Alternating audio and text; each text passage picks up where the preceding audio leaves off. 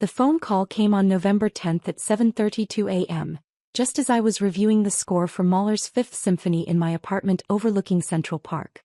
"David, it's Dad." "Morning." I set down my baton, marking my place in the score. "What's up?" "About Thanksgiving. Your brother and I were talking and we think it might be better if you sit this one out this year." I stopped. "What?"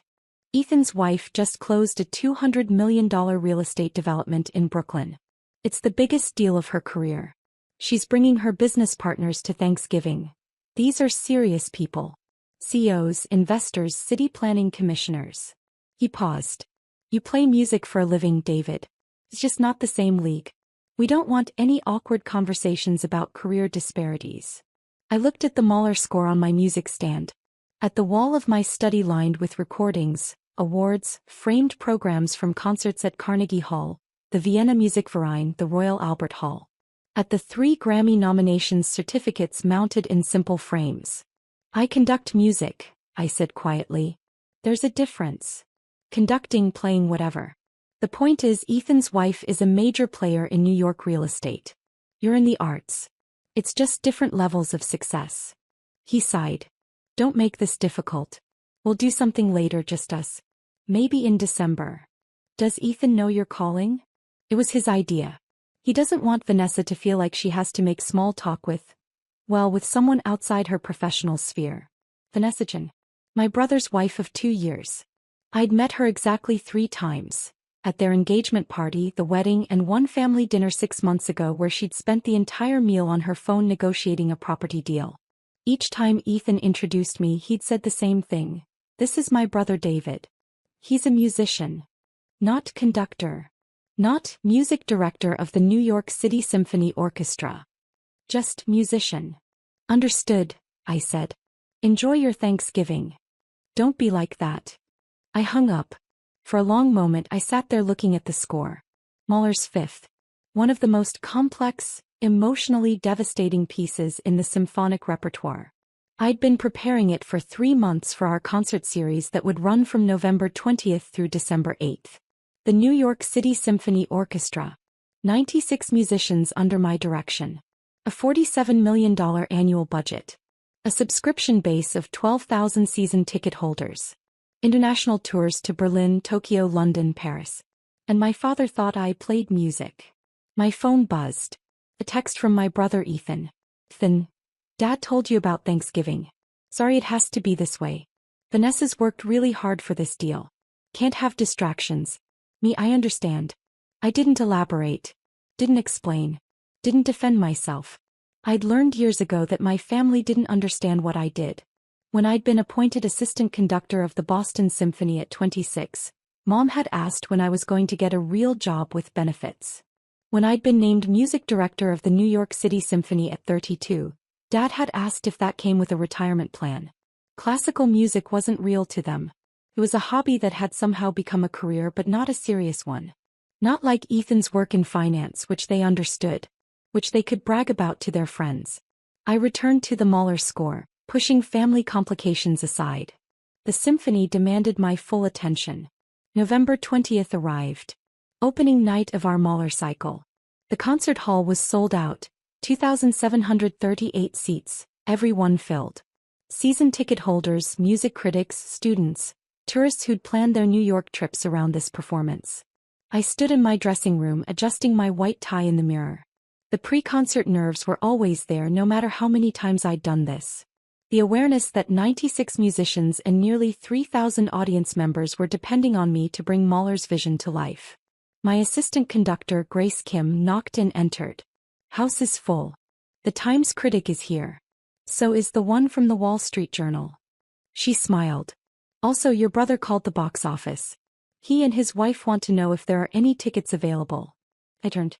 "What?" "They tried to buy tickets for tonight's performance. Sold out, obviously. Box office told them the entire run is sold out, has been for 6 weeks." "Did they leave a message?" "Just that they were disappointed. That they'd wanted to see what you do." Grace raised an eyebrow. "I didn't know you had a brother." Neither did he, apparently. At 8 p.m. I walked onto the stage. The audience applauded. I bowed, turned to the orchestra, raised my baton. For the next 82 minutes there was only the music. Mahler's journey from funeral march to transcendent love. The orchestra responded to every gesture, every subtle shift in tempo and dynamics. We'd rehearsed for weeks and it showed. This was what we did. Together we brought one of humanity's greatest artistic achievements to life. The final notes faded. Silence. Then the audience erupted. Standing ovation. Cheers. I bowed, gestured to the orchestra, acknowledged the principals. This was my life. This was what my father dismissed as playing music. The reviews were extraordinary. The Times called it a transcendent interpretation that reminded us why Mahler matters. The journal praised the orchestra's precision and emotional depth under Sullivan's nuanced direction. On November 23, 2 days before Thanksgiving, I received an email from the orchestra's development director. From Patricia Morgan. Subject: Interesting development. David, heads up. We received a call this afternoon from Vanessa Chin at Chin Development Group. She's requesting a private tour of the concert hall and a meeting with you. She mentioned she's a potential major donor. Her assistant said she has front-row season tickets and has attended several of our concerts. Should I schedule something? Vanessa Chin. My brother's wife. Who apparently had season tickets. Me. Schedule it for Monday, November 27, 2 p.m. I'm curious. Patricia responded immediately. Will do. She sounded very eager to meet you. That evening Ethan called. David, hey. Listen, about Thanksgiving. It's fine. It's not fine. Vanessa's pissed at me. She found out I told you not to come and she's barely speaking to me. Why does she care? I don't know. She won't explain. She just keeps saying I'm an idiot and I don't pay attention. He sounded genuinely confused. Did you two meet somewhere? Does she know you somehow? I've met her 3 times. At your engagement party, your wedding, and that dinner in May. Right. So what's her problem? Maybe you should ask her. I tried. She locked herself in her office and won't come out. He paused. Can you call her? Smooth this over. No. David, come on. She's my wife. I don't want her mad at me over Thanksgiving. Then you should have thought about that before you uninvited me. I kept my voice neutral. I have a rehearsal. I need to go. David. I hung up. Monday, November 27th arrived cold and gray. I spent the morning in rehearsals, working with the orchestra on Brahms' 4th Symphony for our December program. At 1:45 p.m., I returned to my office to prepare for Vanessa's visit. Patricia met me outside my door. She's early. Been here since 1:30. She's in the conference room with her business partner. Business partner? Lauren Rodriguez. She's COO of Chin Development Group. Patricia lowered her voice. David, I looked them up. They just closed a $200 million mixed-use development in Brooklyn. They're major players in New York real estate. If Vanessa becomes a donor, we're talking potentially 7 figures. I nodded and walked to the conference room. Vanessa stood looking at the framed photographs on the walls. The orchestra on tour in Vienna. A shot of me conducting at the proms in London, the orchestra recording our Grammy-nominated Beethoven cycle. She turned as I entered. She was polished as always. Expensive suit, perfect hair, the look of someone used to high-stakes negotiations. Maestro Sullivan, she said. Thank you for making time. Maestro. Not David, or my husband's brother. The formal title. Of course. And you must be Ms. Rodriguez. Lauren Rodriguez stood and shook my hand. She was younger than Vanessa, early 30s, with sharp eyes and a firm handshake. Mr. Sullivan, it's an honor. We're both huge fans of the orchestra. Please sit. I took the seat across from them.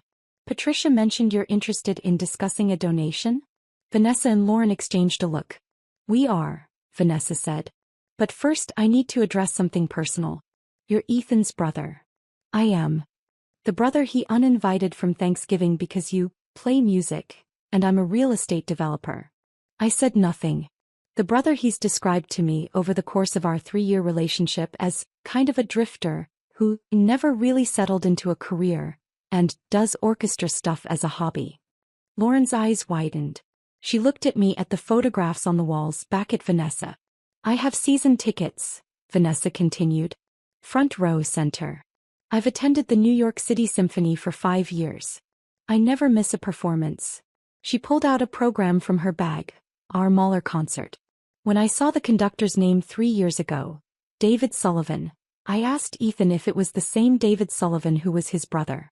He said no, couldn't be, his brother just played in local orchestras for extra money. The room was very quiet. I believed him, Vanessa said. Why wouldn't I? He's my husband. When he talked about his brother who played music, I pictured someone who did wedding gigs, taught piano lessons, maybe played in community orchestras. Not the music director of one of the finest orchestras in America. Lauren was staring at her. Vanessa, you've dragged me to these concerts for 2 years. You've made me sit through Mahler and Bruckner and Shostakovich. You've explained leitmotifs and sonata form and the difference between Baroque and Romantic conducting styles. I know. And the entire time the conductor was your husband's brother? Apparently. Lauren turned to me. Your brother is an idiot. Despite everything, I smiled. So I'm learning. Vanessa wasn't smiling. Last week at Thanksgiving dinner that you weren't invited to, my business partner Claire was there. She mentioned seeing a fantastic symphony concert the weekend before.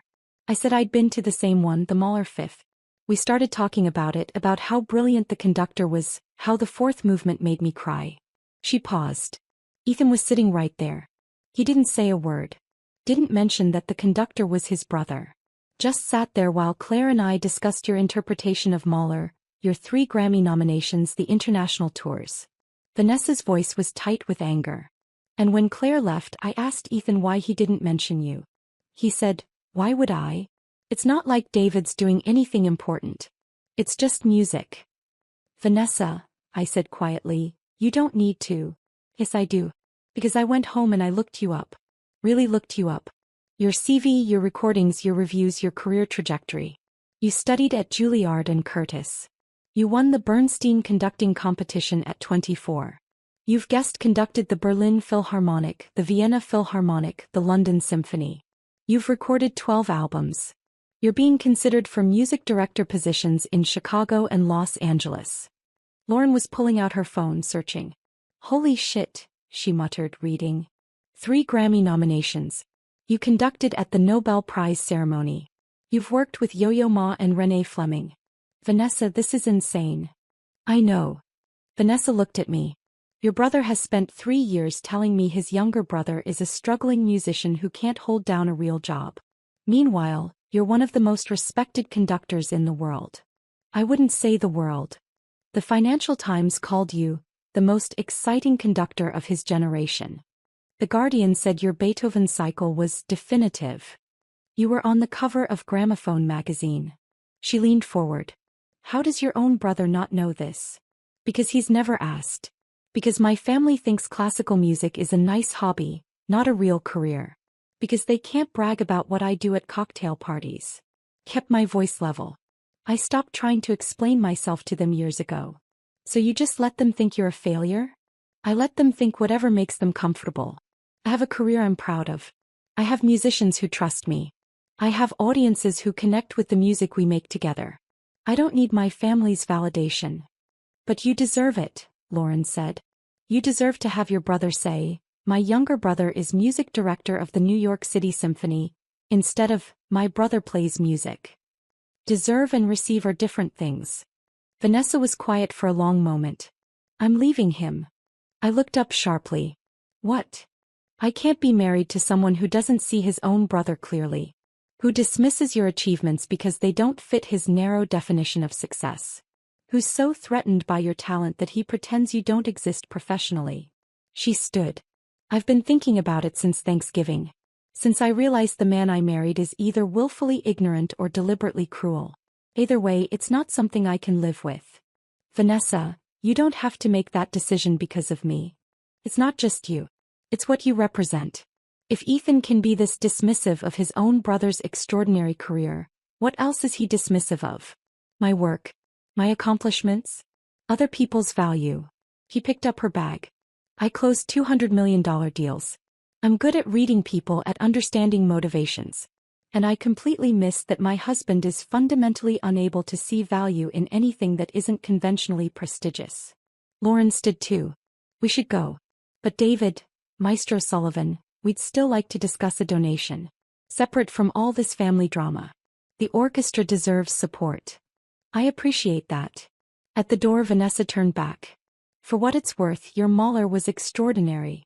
The way you brought out the tension between the funeral march and the adagietto, the architecture of the whole symphony, it was masterful. I've seen you conduct 20 times and you get better every performance. Thank you. That means a lot. It should mean a lot from your family too. But since it doesn't know that your actual audience sees you, we appreciate what you do. They left.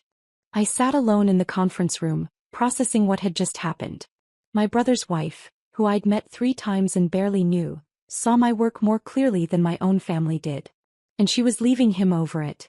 That evening Ethan called 17 times. I didn't answer. Finally a text came through. Ethan, Vanessa moved out. She says we're getting divorced. She won't tell me why. Did you say something to her? What happened at that meeting? I stared at the text for a long time. Then I called him. David, thank God. What did you say to Vanessa? Nothing about your marriage. We discussed a potential donation to the orchestra. A donation?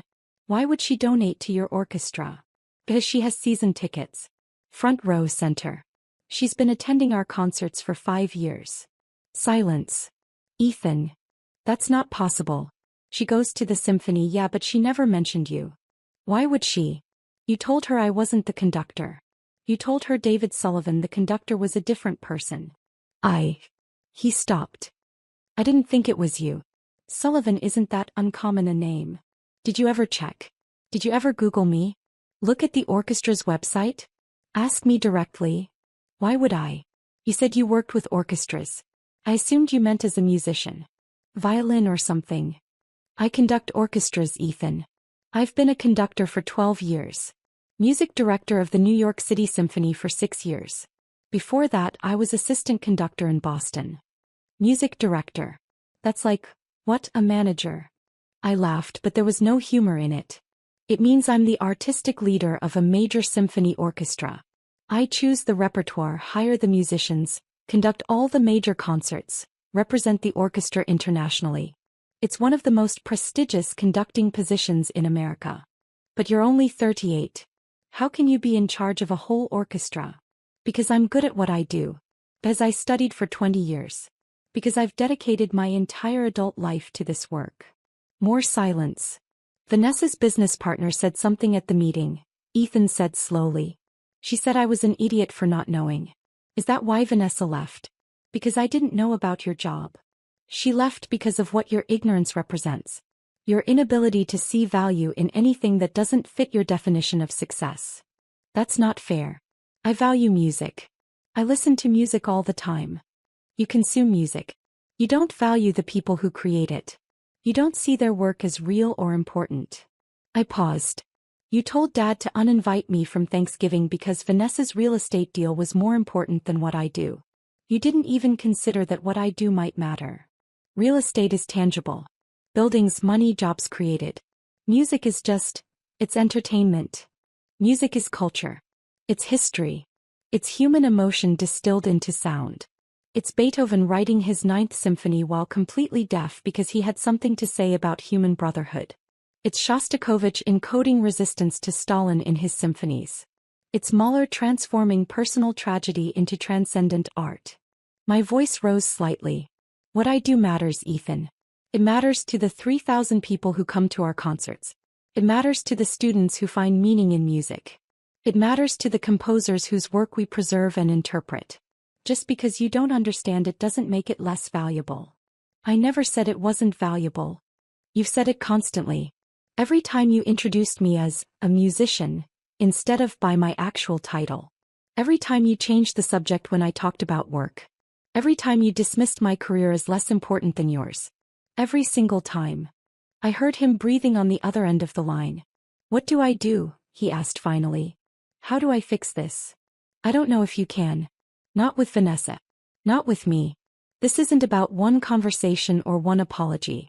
It's about fundamental respect. Either you respect what I do or you don't. I want to understand. Then come to a concert. Sit in the audience. Really listen. Try to understand what we're creating. The performances are sold out.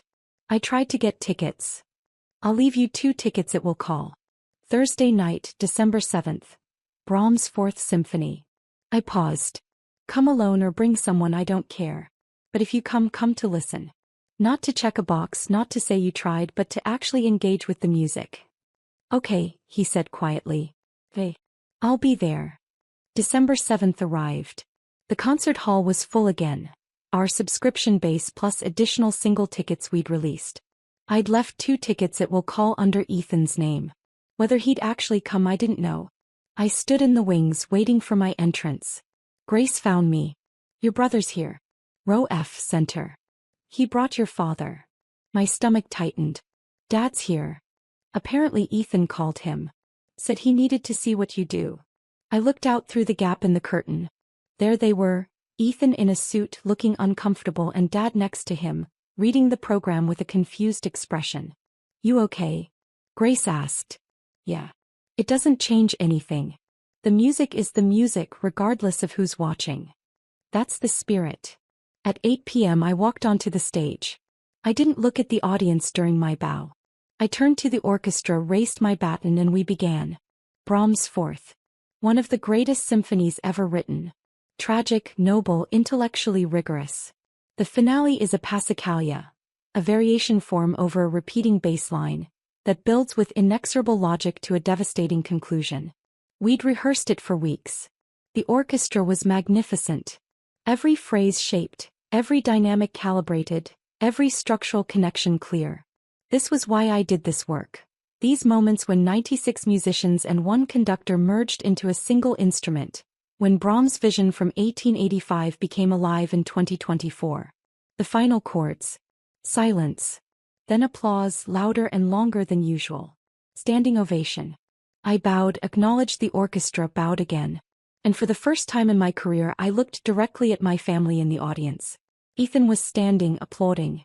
His face was wet. He was crying. Dad sat still, looking stunned. After the concert, after the post-performance reception with donors and board members, I found Ethan and Dad waiting outside my dressing room. Dad spoke first. David, I had no idea. I've never heard anything like that. That's Brahms. One of the great symphonies. No, I mean yes, but also, watching you up there. The way the orchestra responded to you. The way you shaped the music. That's not playing. That's something else entirely. It's conducting, I said simply. Ethan stepped forward. Can I talk to you? Privately. Dad nodded and moved down the hallway. Ethan and I stood in the quiet backstage area, surrounded by instrument cases and music stands. I didn't understand, Ethan said. I thought I did, but I didn't. Sitting in that audience, watching you work, hearing what you create. David, I've never felt like that listening to music. I've never felt anything like that from anything. That's Brahms. And 96 excellent musicians. It's you too. The way you brought it all together. The way you communicated with just your hands and your body. The way they watched you, trusted you. He wiped his eyes. I'm sorry. I'm so fucking sorry for dismissing this. For not seeing what you do. For being threatened by it instead of proud of it. Why were you threatened? He thought about it. Because you're brilliant at something I don't understand. Because you have this gift, this talent, this career that's completely outside my frame of reference. Because it's easier to dismiss it than to admit that my little brother surpassed me in ways I can't even measure. I didn't surpass you. We just chose different paths. But your path matters more. What you do tonight will live forever. People will listen to your recordings 50 years from now. The work I do, mergers and acquisitions, financial advising, it's important to my clients, but it's not important to the world. He laughed bitterly. Vanessa saw that. She understood that I was so insecure about my own work that I had to diminish yours. That's why she left. Have you talked to her? She agreed to have coffee next week. She said she needs to understand if I'm capable of change or just capable of guilt. He looked at me. Am I capable of change? I don't know. That's up to you. Dad returned. David, can I take you both to dinner? I want to hear about your work. Really hear about it. I want to understand what I've been missing.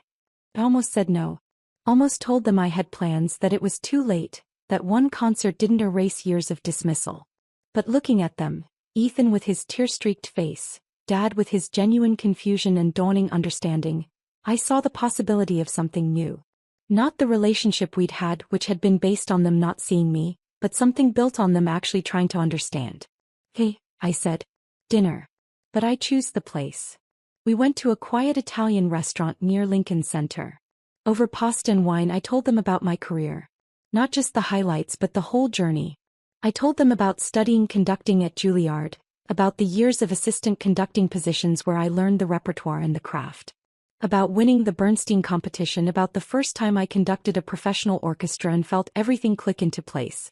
I told them about being appointed to Boston, about the 5 years learning how to lead an orchestra, how to program seasons, how to work with soloists and guest artists. About the terrifying moment when New York offered me the music director position. I told them about the recordings, the tours, the Grammy nominations that hadn't won but had meant everything anyway. About conducting at the Nobel Prize ceremony, about working with legendary musicians who'd become friends and collaborators. Dad listened intently. When you were appointed in New York, how old were you? 32. And that's young for that position? Very young. Most music directors are in their 50s or 60s when they get major positions. I was lucky. And I'd worked very hard. I wish I'd known, Dad said quietly. I wish I'd been there. Celebrated with you. Been proud of you then, not just now. You can be proud now, I said. If you actually want to understand what I do. I do. God, David, watching you tonight, it was like watching a master craftsman. The precision, the emotion, the intelligence behind every gesture. I've never seen anything like it. Ethan had been quiet. Now he spoke. Vanessa knew. She's been going to your concerts for 5 years. She tried to tell me in her way. She'd come home from performances talking about how brilliant the conductor was, how moving the music was. And I didn't listen. I didn't connect it to you. Because you'd decided I wasn't successful, I said. You'd created a narrative where you were the accomplished brother and I was the artistic drifter. Anything that contradicted that narrative you ignored. Yes, he admitted. And I'm sorry. But David, I want to change that. I want to actually see you. Then you need to do the work. Come to more concerts. Learn about music. Ask me questions. Don't just feel guilty, actually engage with my life. I will. I promise. Dad set down his wine glass. I have a confession. Your mother and I stopped coming to your early performances because we didn't understand what we were hearing. Classical music felt intimidating, boring even. We didn't know how to appreciate it, so we just stopped going. You could have asked me. I would have helped you understand. I know. But it was easier to dismiss it than to admit ignorance. Easier to pretend your work didn't matter than to do the work of learning why it did. He paused. That's inexcusable. You deserved better from us. We talked until the restaurant closed. About music, about my upcoming concerts, about the Los Angeles Philharmonic's interest in offering me their music director position. About the recording contract we just signed for a Beethoven cycle. And for the first time in my adult life, my family listened. Really listened. 2 weeks later, Vanessa called me. David, it's Vanessa. Do you have a minute? Of course. Ethan told me you had dinner with him and your father. That you talked about your work, that they actually listened. They did. Whether it lasts is another question. Fair. She paused. I wanted to let you know, Ethan and I are going to try counseling. I'm not moving back in and I'm not promising anything, but we're going to see if he's capable of real change. Of seeing people clearly, including you. That's good. I think. It is. But David, I also wanted to apologize. I should have said something sooner. When I first realized you were the conductor, I should have told Ethan immediately. Instead, I let it slide because it seemed easier than confronting him about his blind spots. You didn't owe me that. Maybe not. But I owe it to myself to be with someone who sees the world clearly. Who values people's actual accomplishments, not just the ones that fit his preconceptions. She laughed softly.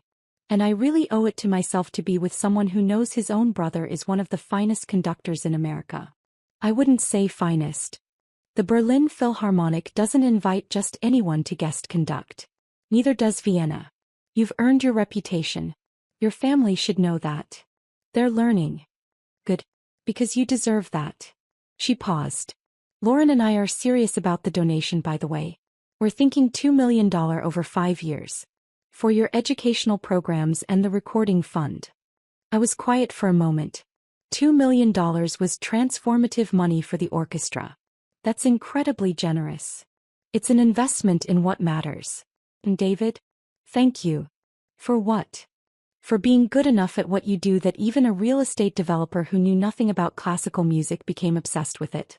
You changed how I hear music, how I understand it, what I get from it. That's worth supporting. Christmas came. For the first time in years, I went to my parents' house for the holiday. Ethan was there, tentative and trying. Dad had bought a stack of books about classical music and was reading them diligently. Mom had listened to all our recordings and had questions about specific interpretations. It was awkward. They didn't suddenly understand everything about my work. They still asked basic questions, still struggled with why certain pieces were important or what made one performance better than another. But they were trying. And that was new. On Christmas Eve, Ethan pulled me aside. Vanessa might come back. The counselor says we're making progress. She says I'm learning to see outside my own narrow definition of success. That's good. It's because of you. Because confronting how badly I'd failed to see you made me realize how many other things I wasn't seeing. How many people I was dismissing, how many achievements I was diminishing because they didn't fit my template. I'm glad something good came from it. David, I need to ask you something. Your concerts, can I keep coming? Even if things don't work out with Vanessa? Can I actually become someone who understands what you do? I thought about it. About years of family who didn't see me, didn't value my work, didn't understand why I'd chosen this path. And about Ethan sitting in that concert hall, crying during Brahms, finally seeing what I'd been doing all along. Yes, I said. Come to concerts. Learn about music. Ask questions. I'll help you understand. Thank you. He paused. For what it's worth, I'm proud of you. I should have said it years ago. But I'm saying it now. I'm so proud of what you've built, what you've achieved. You're remarkable. It was what I'd wanted to hear for years. But hearing it now, after everything, it felt different. Not hollow exactly, but incomplete. Like receiving praise for a performance after the audience had already left. Thanks, I said. That means something. But not enough, he observed. Not yet. But maybe eventually. March brought the announcement I'd been waiting for. The Los Angeles Philharmonic offered me their music director position. 5 years with an option for extension. One of the greatest orchestras in the world. It meant leaving New York. Leaving the orchestra I'd built, the musicians I'd worked with for 6 years, the city I'd called home. But it also meant growth, new challenges, the next step in my career. I called a family dinner to share the news. Los Angeles? Mom said. But you just got established in New York. I've been in New York for 6 years. This is the natural next step. Dad looked at his phone. I'm looking at the LA Philharmonic website. This is a major position. One of the 5 most prestigious orchestras in America, I confirmed. Ethan set down his fork. You're going to say yes. I am. When do you start? Next season. September 2025. We sat in silence for a moment. Then Dad raised his glass. To David. To his remarkable career. To his continued success in Los Angeles. To David, Mom and Ethan echoed. I drank, feeling the strangeness of this moment. My family celebrating my achievement. Seeing it clearly. Understanding what it meant. It had taken 38 years, a broken engagement and a chance encounter at a concert hall. But they were finally looking. My final concert as music director of the New York City Symphony was on August 15, 2025. We performed Beethoven's Ninth, the symphony about human brotherhood, about joy breaking through struggle, about transcendence. The house was packed. Every seat filled, people standing in the back. Season ticket holders who'd supported the orchestra for years. Musicians' families. Critics. Students. And in the 4th row, center. My parents, Ethan and Vanessa, who'd reconciled with Ethan after 10 months of counseling. I conducted the Ninth like I'd never conducted again because in that hall with that orchestra I wouldn't. This was our farewell. The final movement. Ode to Joy. The choir standing, the soloists, the full orchestra building to that transcendent finale. All of humanity united in song. When it ended, the audience stood immediately. Flowers appeared from somewhere. The orchestra stood applauding me. I bowed to them. These musicians who'd trusted me, who'd given everything to the music. I looked at my family. All four of them crying. Ethan mouthed, "I'm proud of you." This time it didn't feel hollow. It felt earned. Not because I'd finally achieved enough for them to notice, but because they'd done the work to understand what achievement meant in my world. Los Angeles welcomed me with sunshine and the challenge of one of the world's great orchestras. The work was exhilarating, exhausting, exactly what I needed. Ethan and Vanessa flew out for my inaugural concert. So did my parents. They sat in the audience at Walt Disney Concert Hall, listening to me conduct Mahler's second, The Resurrection Symphony. After the concert at the reception, a board member approached my father. "Mr. Sullivan, you must be so proud. Your son is extraordinary." "I am proud," Dad said. "And I'm grateful I finally understand why I should be." Later, standing on the terrace overlooking downtown, Ethan found me. "You know what Vanessa said during the concert?" "What?" "She said this is what you were doing all those years we didn't pay attention. This level of artistry, this importance. And we missed it." "You see it now," I said. "Yeah. Finally." He looked at the city lights. "I wish I'd seen it sooner. Wish I'd been there for all of it. You can't change the past. But you're here now. That's what matters." Is it enough? Me being here now? I thought about it. About years of invisibility, of family dinners where my work was dismissed, of achievements that went unrecognized. About being uninvited from Thanksgiving because I played music. And about Ethan sitting through counseling, reading about classical music, coming to concerts, doing the work to understand. "It's a start," I said. And starts matter. We stood there together, my brother and I, looking at the city where I'd begin the next chapter of my career. The chapter where my family would actually see it, would understand it, would value it. Not because they had to, but because they'd chosen to learn. And that finally was enough.